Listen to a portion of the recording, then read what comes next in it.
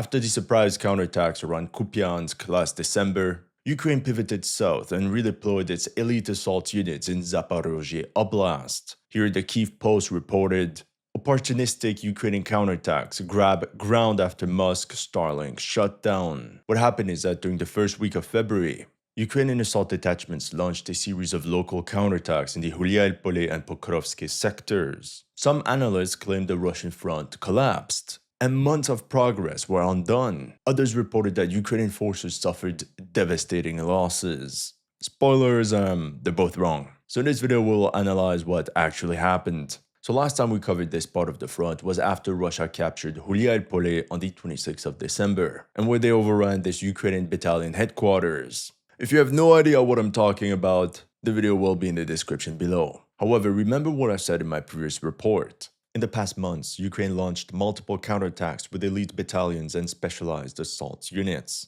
That's how they reduced the 20-kilometer-long Dobropilya salient in August 2025. Those are good examples of what we can expect the AFU to continue in 2026. Rapid, local counterattacks. And this is exactly what we're witnessing in Zaporizhia. So let's talk about the events leading up to these Ukrainian counterattacks. On the 30th of January, the Russian 36th Motor Rifle Brigade raised its colors on Teruvate, this village located 6 kilometers west of the Haicho River. But the next day on the 31st, Russian forces had massively crossed the same Haicho River and overran the TO401 road linking Huliaipole to Pokrovsky. So we could notice this wide push westwards by the Russian armed forces. And they seemed unstoppable. On the 2nd of February, men from the Russian 36th Motor Rifle Brigade waved their banners in Pridorozhny. And 48 hours later, on February 4th, is the Russian 114th Motor Rifle Regiment that claimed the capture of Staroukrainka. Russian army units were pursuing this relentless push across Zaporizhia Oblast. And at this rate, by December 2026, they would be at the gates of the massive city of Zaporizhia. But their momentum came to an abrupt stop. The first thing was this. Here we can read, Starlink shutdown, Musk throws Russian forces into chaos. Russian troops noticed the first Starlink disruptions on February 4th. And it seems this was an initiative from Ukraine's new defense minister Mikhailo Fedorov, which we mentioned in one of my previous videos. Chaos followed in the Russian ranks, and the armed forces of Ukraine immediately seized this unique opportunity to turn the tide in Zaporizhia Oblast. Ukrainian shaping operations initially began the day after, on February 5th. We don't have footage, but we can believe it consisted of recon missions to test Russian defenses and find their weak points. That's also when a dozen Russian Molnia 2 reconnaissance drones were intercepted north of the Huliaipole front. Coincidence? I don't think so. So this means on top of Starlink shutdowns, the Russian command was also momentarily blinded on this part of the front. And that's when Ukraine struck. On the 8th of February, Ukraine's 475th Assault Regiment counterattacked in Teruvate. Here in this footage, you can see one of the Ukrainian soldiers recording the settlement from his perspective. And honestly, there doesn't seem to be heavy fighting. We can also analyze some of the equipment they used. So this vehicle seems to be a Ukrainian-made Cossack APC. Now, it's not only surrounded by cages, it's fully caged up. And it's supplemented by multiple steel metal wires. And here's the side view. It's really impressive. It really goes all around. And now the rear view, my personal favorite. Every 30 centimeters or so, and especially at the weld joints, you have these clusters of steel wires, making the vehicle resemble like some sort of hedgehog. Its purpose is the same as a phalanx. It's really made to impale the incoming drones, so that they don't detonate directly on the cages. And here we can see the ERB signal jammers as part of the electronic countermeasures against FPV drones. For me, it's just funny that both sides literally just copy each other. Whenever one side comes up with something, within 4 to 6 months, the other has fully implemented as well. And I remember how everybody was laughing at the cages the Russians were placing on top of their tanks, and now everybody's copying. In terms of small arms in this picture, we can see that the soldier's using what seems to be a Czech CZ Brand 2 assault rifle with a silencer. This soldier here is equipped with the same weapon, and here we have a close look at this assault rifle perfectly looped up, and yes, there is indeed a silencer. Honestly, it's pretty rare that soldiers on the front line in Ukraine use silencers, so okay. But this armament, the Czech CZ Brand 2, is typical of Ukrainian specialized assault units. The Ukrainian counterattack must have been so rapid that they captured the settlement almost instantly. It's clear the Russians really didn't expect this, since there were barely any Russian drone strikes on the attacking force. So the people that claim that Ukrainian casualties during these attacks were enormous are just coping. Show me the proof. There's no visual evidence that supports the statement. And here you can see men of the 475th recording their flag raise over Teruvate. And the thing is, the other side is coping too. Oh, 3 months of Russian progress were undone. Bro, stop the BS. Teruvate was captured the week before and the Ukrainians retook it. Madness. Madness and stupidity. Now, at the same time, the Ukrainians also launched another attack 10 kilometers south of Teruvate.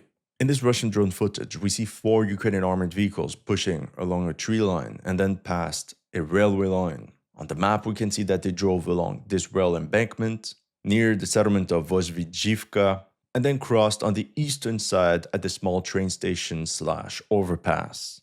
But that's when they got absolutely hammered by all types of Russian drones, regular ones, fiber optics, and you know what, even artillery jumped in. But before we continue, notice once again how well protected these armored vehicles are. Fully caged up, metal rods, steel wires, whatever you call it. I mean, take a look at this one.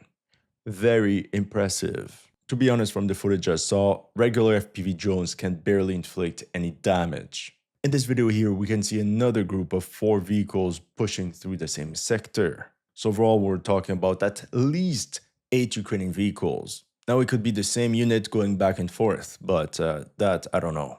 And overall, during this push, I can say that 1, maybe 2 of these hedgehog-like vehicles were mobilized. For sure, there were many hits, but we don't know if it's on the same vehicle, but one's for sure. For sure. Because here we see a 5-man team running out from the vehicle, and then they get targeted by Russian drones.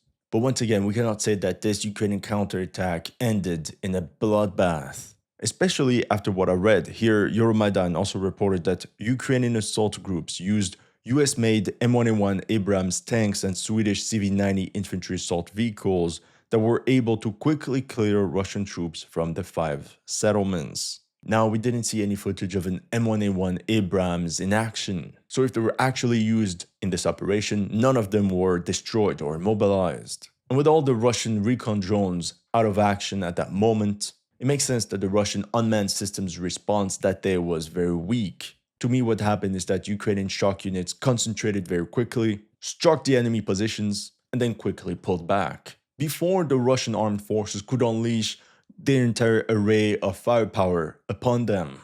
Now it's important to note that on both the 8th and 9th of February, the settlement of Rivnopilia was bombarded by Ukrainian artillery, and it also suffered a number of FPV-2 drone strikes. We can't believe that this is one of the main logistics nodes for the entire Russian offensive in this direction. And at the same time, the Ukrainian Air Force also massively bombarded Hulialpole. The Ukraine command really unleashed everything they had available. On the 9th of February, a detachment from the Ukrainian 225th Assault Regiment counterattacked in Staroukrainka. That's where they captured 2 Russian soldiers. And notice this Ukrainian armored vehicle, fully caged up. And we didn't have any Russian drone footage of these armored vehicles going into the village and getting out. So this means they really did so undetected. And it must have been a total surprise for the Russian garrison, which explains why some soldiers were captured.